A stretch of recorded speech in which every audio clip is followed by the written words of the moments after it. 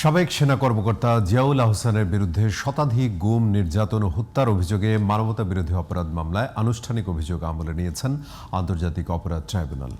এ বিষয়ে ২১ ডিসেম্বর শুনানির তারিখ ধার্য করেছেন আদালত। এদিকে জুলাই আগস্টের আন্দোলনে কারফিউ দিয়ে ছাত্র জনতাকে হত্যার উস্কানি দেওয়ার মামলায় ক্ষমতাচ্যুত প্রধানমন্ত্রী শেখ হাসিনার উপদেষ্টা সালমান এফ রহমান ও সাবেক আইনমন্ত্রী আনিসুল হকের বিরুদ্ধে অভিযোগ গঠন বিষয়ে প্রসিকিউশনের শুনানি অনুষ্ঠিত হবে ২২ ডিসেম্বর। আর বিস্তারিত সাইরাস মাহমুদের রিপোর্টে। আওয়ামী লীগের বিগত শাসনামলে গুম ও শতাধিক মানুষকে হত্যার অভিযোগে মানবতাবিরোধী অপরাধ মামলায় সাবেক সেনা কর্মকর্তা অবসরপ্রাপ্ত মেজর জেনারেল জিয়াউল আহসানের বিরুদ্ধে অভিযোগ আমলে নিয়েছেন আন্তর্জাতিক অপরাধ ট্রাইব্যুনাল ১। বুধবার দুপুরে প্রসিকিউশনের আনুষ্ঠানিক অভিযোগ আমলে নিয়ে ২১ ডিসেম্বর পরবর্তী শুনানির দিন ধার্য করেছে আদালত।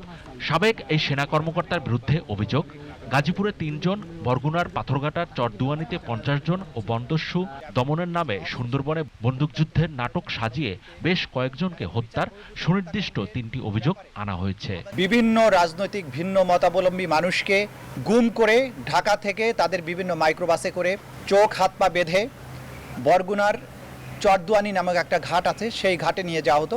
সাগরের মোহনায় গিয়ে এই অসহায় ভিকটিমদেরকে এক এক করে ওই ট্রলারের খোলের মধ্যে থেকে বের করে তাদেরকে ট্রলারের পাটাতনের পাশে নিয়ে এসে মাথায় বালিশ ঠেকিয়ে গুলি করে মাথায় বা বুকে গুলি করে হত্যা করা হতো। এভাবে এখানে ৫০ জনকে হত্যার ব্যাপারে আমরা চার্জ দাখিল করেছি। এছাড়া জিয়াউল আহসানের বিরুদ্ধে বিএনপি নেতা চৌধুরী আলম, ইলিয়াস আলী, সাজিদুল হক সুমন, সালাউদ্দিন আহমেদ সহ আরও ৩ শতাধিক ব্যক্তিকে গুম ও হত্যার সংশ্লিষ্টতার তথ্য মিলেছে বলে জানিয়েছেন ট্রাইব্যুনালের চিফ প্রসিকিউটর তাজুল ইসলাম। বিএনপির নেতা সাজিদুল ইসলাম সুমন সহ ৮ জন, এই ৮ জনকে তুলে নেওয়ার কাজটি এটা জিয়াউল আহসানের নির্দেশ এবং তার প্রত্যক্ষ তত্ত্বাবধানে হয়েছে। ইলিয়াস আলীকে উঠিয়ে নেওয়া, রাস্তার থেকে তাকে গুম করা এবং তাকে পরবর্তীতে হত্যা করা হয়েছে বলে জানা গেছে তদন্তে। তারপরে শিবিরের নেতা গোলাম কিবরিয়া মিহিন, হাফেজ জাকির, এরপরে চৌধুরী আলম, এই জাতীয় যে সমস্ত উল্লেখযোগ্য গুমের ঘটনা আছে, প্রত্যেকটি গুমের পেছনের পরিকল্পনাকারী হচ্ছেন জিয়াউল আহসান। ৩০০ থেকে ৫০০ মানুষের হত্যাকাণ্ডের ব্যাপারে তথ্য আমাদের কাছে এসছে।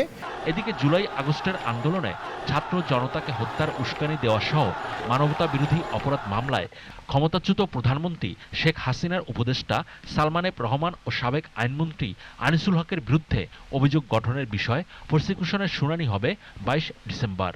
বিচারপতি মোহাম্মদ গোলাম মর্তুজা মজুমদারের নেতৃত্বাধীন আন্তর্জাতিক অপরাধ ট্রাইব্যুনাল ১ শুনানির তারিখ ধার্য করেন। গত ৪ ডিসেম্বর সালমান ও আনিসুলের বিরুদ্ধে আনুষ্ঠানিক অভিযোগ দাখিল করে প্রসিকিউশন। আন্তর্জাতিক অপরাধ ট্রাইব্যুনালে নিজের বিচার টেলিভিশনে সরাসরি সম্প্রচার করতে আবেদন করেছেন সাবেক মন্ত্রী ও জাসদ সভাপতি Hasanul Haq Inu. Cyrus Mahmud, GTV news, Dhaka.